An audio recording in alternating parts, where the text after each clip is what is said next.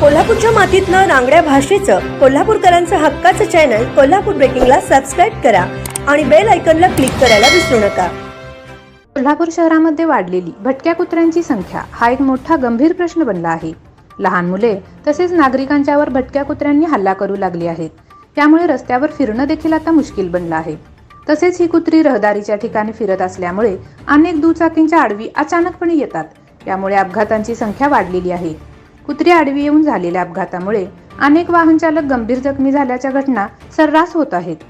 त्यामुळे भटक्या कुत्र्यांचा महापालिकेने ताबडतोब बंदोबस्त करावा, तसेच भटक्या कुत्र्यांची संख्येवर आळा बसावा, यासाठी कुत्र्यांची निर्बीजनीकरणाची मोहीम युद्ध पातळीवर हाती घ्यावी, अशी मागणी पद्माराजे महिला संघटनेच्या वतीने करण्यात आली आहे। या मागणीचे निवेदन महापालिकेच्या आयुक्त के मंजुलक्ष्मी यांना देण्यात आले आहे। यावेळी पद्माराजे महिला संघटनेच्या संस्थापक अध्यक्षा सरिता सासने, जिल्हा अध्यक्षा आरती वाळके, शहराध्यक्षा सुषमा सावंत, उपाध्यक्षा अलका कोळेकर उपस्थित होत्या।